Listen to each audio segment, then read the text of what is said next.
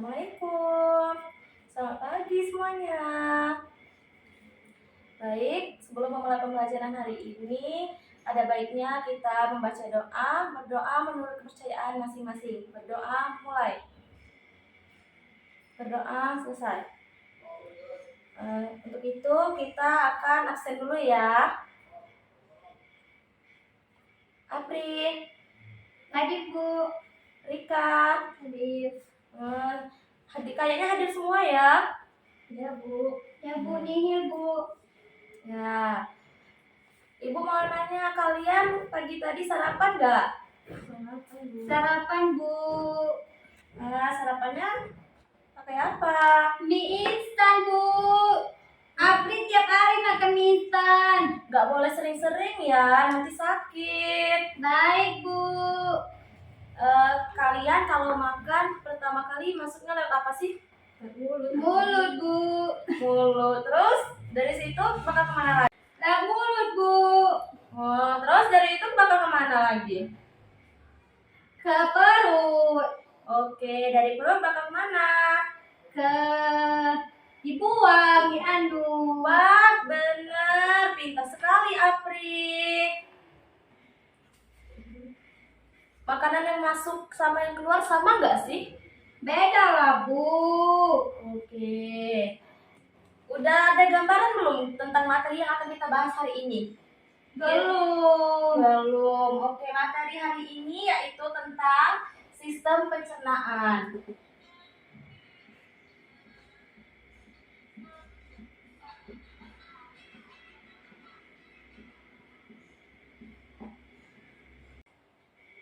Adapun tujuan pembelajaran hari ini, Ibu harap kalian dapat mengetahui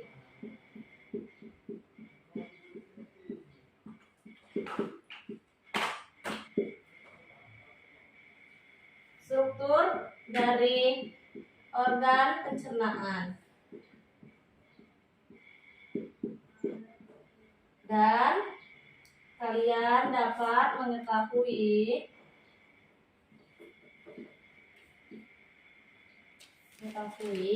fungsi dari organ pencernaan.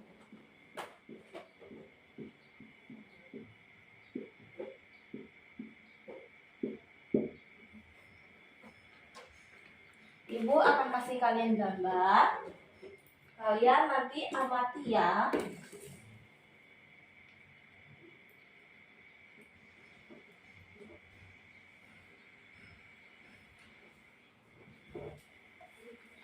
Oke, dari gambar ini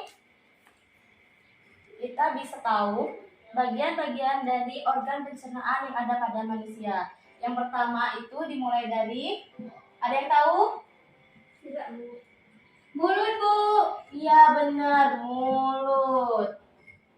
Mulut merupakan tempat masuknya makanan dan awal mula dari proses pencernaan. Yang mana di dalam mulut ini terjadi proses pencernaan mekanisme yang dibantu oleh gigi, air liur, dan juga lidah. Gigi di sini berfungsi untuk menghancurkan atau merobek makanan yang masuk, dibantu dengan air liur sebagai enzimnya dan juga lidah sebagai pembolak-balik makanan.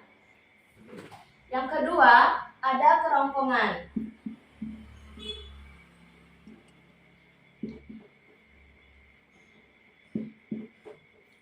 Kerongkongan ini menghubung antar rongga mulut dan bagian lambung, di mana tempat terjadinya penerimaan makanan dari mulut saat menelan makanan, lalu mengantar makanan tersebut ke dalam lambung.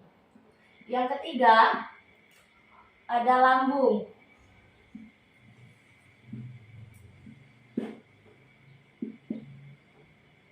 Lambung, di sini terjadi proses pemecahan makanan menjadi lebih halus lagi, yang dibantu dengan enzim yang berupa getah lambung atau asam lambung. Setelah itu ada usus halus. Usus halus ini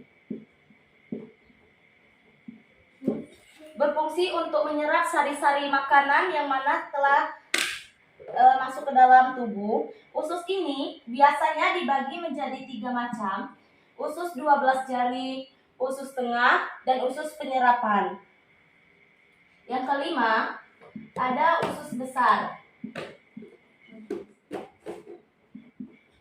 Usus besar ini sama saja menyerap makanan, tapi dia lebih ke sisa-sisa makanan yang tidak bisa diserap oleh usus halus, di mana nanti hasil dari sisa-sisa tersebut akan dibusukkan dengan menggunakan bantuan enzim sehingga dapat membentuk feses.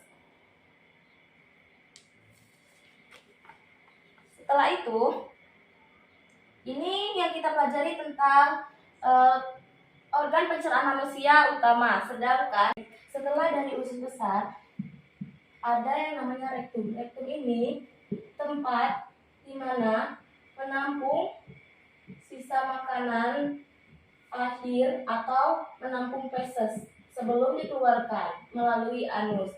Dan anus adalah tempat dikeluarkannya feses. Ini yang kita pelajari tentang organ pencernaan manusia utama. Sedangkan untuk organ pencernaan tambahan,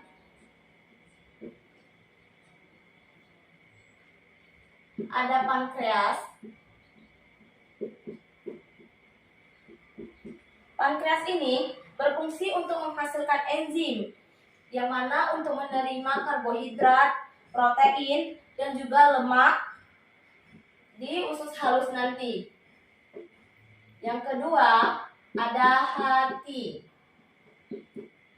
Hati ini berfungsi untuk menghasilkan empedu dan juga sebagai alat detoksifikasi racun. Jadi setiap makanan yang kita makan itu terkadang tanpa kita sadari mengandung bahan yang berbahaya, sehingga hati itu harus bekerja lebih keras untuk membuang atau meminimalisirkan racun yang terkandung pada makanan tersebut. Bu, Ya, kalau sakit hati itu apa, Bu? aduh, udah bisa sakit hati ya, nak. Maaf ini. Oh iya, anak tempe. Oh. Anak tempe. Iya. Sakit hati itu beda, sakit hatinya putus cinta yang itu, bukan karena sakit hati karena makanan ya, nak ya. Saya kira sama aja. Beda, nak. Yang ketiga, ada kantung empedu. Kantung empedu ini dihasilkan oleh hati, yang mana berguna untuk menyimpan dan menyalurkan empedu ke usus halus.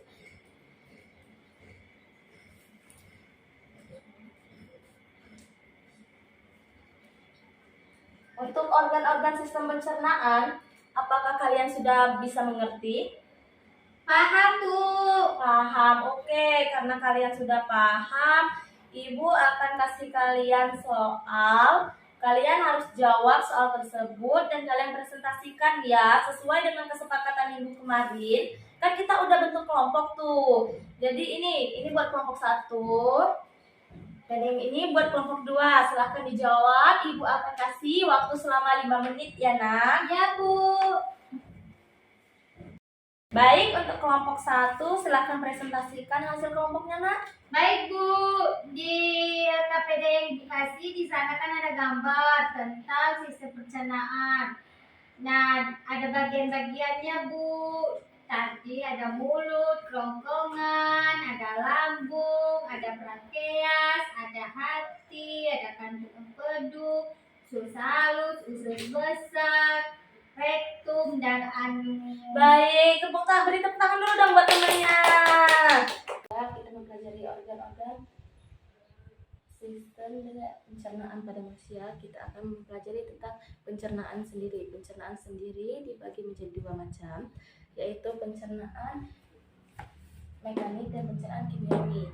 Yang mana pencernaan mekanik itu pencernaan yang dilakukan dengan gerakan seperti mengunyah, merobek, menelan, menghancurkan makanan, dan juga melemas makanan. Pencernaan mekanik ini dibantu oleh gigi, air liur, dan juga lidah.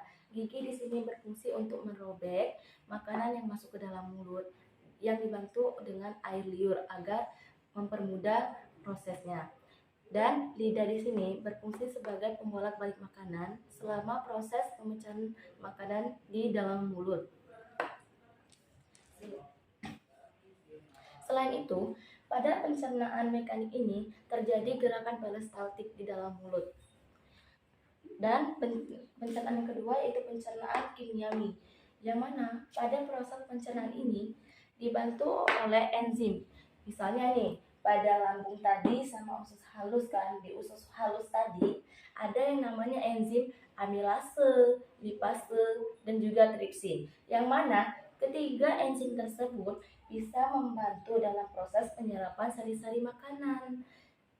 Contohnya, itu contoh dari pencernaan kimiawi ya. Oke, dari pembelajaran ini, untuk pembelajaran hari ini, kita akan menarik kesimpulan materi tentang sistem pencernaan manusia. Ada yang mau nggak nyebutin apa sih kesimpulan dari materi kita hari ini? Saya, Bu. Oke, Rika, apa? Jadi sistem pencernaan ini yaitu kumpulan dari beberapa organ yang mana berguna dalam proses metabolisme manusia, sehingga makanan yang kita makan itu dapat menghasilkan energi bagi tubuh kita. Oke, cukup untuk pembelajaran hari ini. Sebelum pulang, mari kita berdoa menurut kepercayaan masing-masing. Berdoa mulai. Berdoa selesai. Baiklah, pembelajaran hari ini kita cukupkan sampai di sini. Wabillahi taufiq wal hidayah. Wassalamualaikum warahmatullahi wabarakatuh.